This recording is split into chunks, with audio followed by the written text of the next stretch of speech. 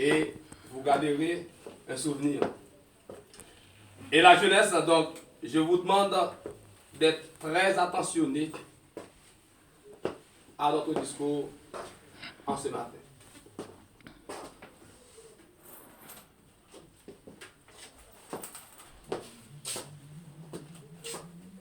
Frères et sœurs dans le Seigneur et ministres de Dieu, autorités distinguées, membres du conseil administratif de l'Église, mission évangélique de la terre promise.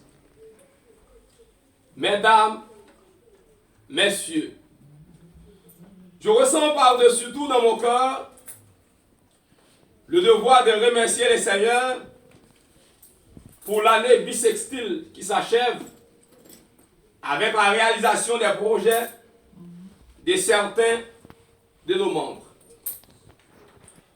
En ce début de cette année ordinaire, nous accueillons la présence du Très-Haut avec émotion et gratitude pour tous ses bienfaits et son amour insondable.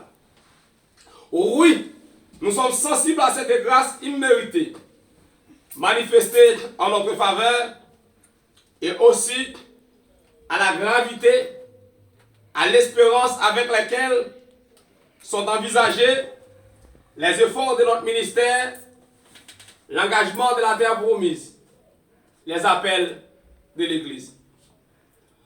En ce dimanche 5 janvier 2025, nous présentons nos vœux pour vous-même, pour la joie de votre famille, pour la réalisation de vos projets. Et au-delà de votre esprit, nous pensons à tous les croyants qui sont ici et dont la paix, le bonheur, le progrès nous tiennent très à cœur. Au-dessus de toutes les difficultés que peut nous réserver l'année 2025, c'est l'espérance qui nous anime, c'est elle que nous vous invitons d'abord à partager avec nous. Sans elle, non seulement nous serions malheureux, mais nous n'osions rien à entreprendre. Il y a d'ailleurs dans sa ténacité un mystère de la conscience humaine. En célébrant le début de chaque année nouvelle, les croyants de la terre promise laissent parler leur espérance. Plus fort que le découragement et les désillusions répétées avec le scepticisme blasé, toujours l'espérance reprend vie. C'est qu'elle s'alimente à une source que nos gaspillages ou nos négligences ne sauraient tarir. Pour nous, Dieu est cette source, lui qui a créé le cœur humain et son désir absolu. Et en entrant lui-même dans l'aventure humaine, par l'incarnation de son Fils, Dieu l'a ouverte plus encore sur un horizon de lumière, de paix et d'amour éternel. De ses biens précieux, il nous donne dès cette vie avec des gages substantiels, un goût inaltérable. Voilà la bonne nouvelle de la foi salvatrice. Elle porte en elle-même sa séduction et sa force de persuasion, capable de régénérer et d'affermir l'humaine espérance, même chez ceux qui ne partagent pas notre foi. C'est l'évangile de grâce. Chers jeunes, qu'il me soit permis d'attirer votre bienveillante attention sur une question de l'apôtre Pierre à Jésus. Seigneur, vers qui pourrions-nous aller? Tu as les paroles de la vie éternelle. Jean 6, 68. Ces paroles de Pierre, dans le dialogue avec le Maître, à la fin du discours sur la Sainte Seine nous touche personnellement. Cette question enjambe les siècles et parvient jusqu'à la jeunesse de la terre promise. Elle nous interpelle individuellement et sollicite une décision. Quelle est notre réponse? Chers jeunes, si nous sommes ici en ce matin, c'est parce que nous nous reconnaissons dans l'affirmation de l'apôtre Pierre. Seigneur, vers qui pourrions-nous aller? Tu as les paroles de la vie éternelle. Des paroles, il en résonne beaucoup autour de vous. Mais seul le Christ a des paroles qui résistent à l'usure du temps et qui demeurent pour toujours. La période actuelle de votre vie vous impose des choix décisifs, notamment dans la spécialisation, dans les études, l'orientation dans le travail, l'engagement même à assumer dans la société et dans la terre promise. Il est important de se rendre compte que parmi les nombreuses questions qui se présentent à votre esprit, celles qui sont décisives ne concernent pas le quoi. La question de fond est qui, vers qui aller, qui suivre, à qui confier sa vie. Aujourd'hui, le Christ pose la même question à chacun de vous. Veut-il accepter? Il ne vous demande pas de bien maîtriser la rhétorique, de verser dans l'éloquence de la chair, d'être apte à promouvoir le savoir. Il vous demande de convertir, de repentir, de l'accepter dans votre vie comme votre Seigneur et Sauveur, de recevoir le baptême d'eau et le baptême du Saint-Esprit. Tout le reste viendra naturellement. En effet, placer ses pas sur ceux de Jésus ne se traduit pas immédiatement en choses à faire ou à dire, mais avant tout dans le fait d'accepter de demeurer en lui, de l'accueillir totalement dans sa vie. Chers croyants, pour mieux mettre en lumière l'idéal qui nous anime, qui anime ou qui devrait animer tous les chrétiens, même si la réalité montre hélas que nous sommes souvent faibles, illogiques en ce sens. Nous nous permettons d'évoquer le mystère de l'incarnation. L'espérance du Sauveur a surgi dans un monde dur comme le nôtre. Le massacre des innocents est proche de la crainte de Bethléem, proche aussi de la violence de ceux qui croient éliminer le Christ sur les calvaires.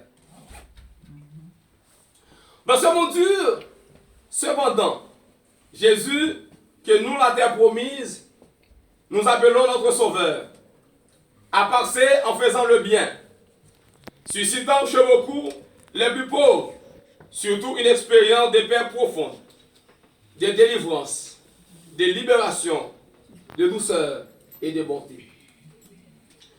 Mais Jésus a dû révéler aussi l'amour aux quêtes d'hostilité qui n'ont jamais désarmé à travers des confrontations harassantes auxquelles ils n'ont pas dérobé, qu'il a même provoqué parfois pour réveiller les consciences assoupies dans la méchanceté pour les inviter à la conversion. En tout cela, cependant, un seul et même amour était à l'œuvre, toujours prêt à servir, à aider, à pardonner et à guérir. Un amour qui dit son dernier mot dans le don qu'il a fait librement de sa vie et dans le pardon suprême. Pour ainsi dire, Christ est une source vivante de paix, de réconciliation et de bonheur. Voilà l'exemple, vous le savez, qui inspire les chrétiens authentiques, qu'ils agissent comme citoyens célestes, selon la finalité et les moyens propres de la vie chrétienne cohérente, pour qu'ils participent à la mission évangélisatrice de l'Église. Cela conduit en tout lieu des ministres et des croyants à suivre leur Seigneur jusqu'à la fin de leur existence terrestre. Et parfois même de leur vie, même montrant alors de quel esprit de service et de paix ils sont animés quand ils proclament la bonne nouvelle et dénoncent la méchanceté.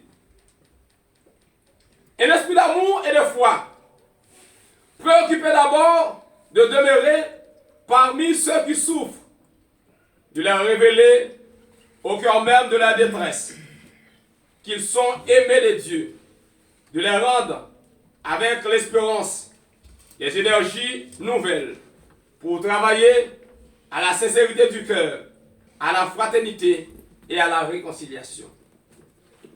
Ils savent qu'ils sont assurés de notre respect, de notre encouragement, de notre soutien et de notre affection. Nous tenions à rappeler le sens de notre espérance. Et à vous la jeunesse flamboyante de la terre promise, nous lançons un appel pressant dont vous pourrez vous faire l'écho auprès de vos parents. Brisez l'esprit de timidité pour demander le baptême d'eau. Car votre formation, votre capacité intellectuelle, votre compétence vous rendent plus aptes que vos parents à œuvrer au sein du corps de Christ. Bonne et heureuse année 2025. Que les dieux travaux bénissent cette nouvelle année pour chaque personne ici présente. Que chaque jour soit rempli de grâce et de paix. Que la santé de chaque membre de la terre promise soit préservée. Que vous ayez un corps fort et ferme, résistant face aux maladies et difficultés. Que vos projets soient couronnés de succès. Que vos efforts portent des fruits abondants. Que vos finances soient gérées avec sagesse. Que vous puissiez être bénis dans vos entrées et vos sorties. Que le Seigneur ouvre des portes d'opportunités et vous comble de manière abondante. Que vos relations soient empreintes d'amour et de bienveillance. Que vous puissiez être un instrument de paix et de réconciliation. Que les liens familiaux soient renforcés. Que chaque membre puisse vivre dans l'harmonie et la joie. Que cette nouvelle année soit une année de croissance spirituelle et que chacun de vous puisse se rapprocher de Dieu davantage et vivre en communion avec lui. Que vos cœurs soient remplis de gratitude et de louange envers Dieu pour toutes ces bénédictions. Que le Seigneur vous protège et vous guide dans vos décisions. Qu'il vous donne la sagesse et la direction nécessaires pour chaque étape de votre vie cette nouvelle année. Que vous puissiez être un témoignage vivant de la grâce et de la puissance divine dans votre vie. Que 2025 vous apporte le meilleur. Merci. Amen, amen, amen.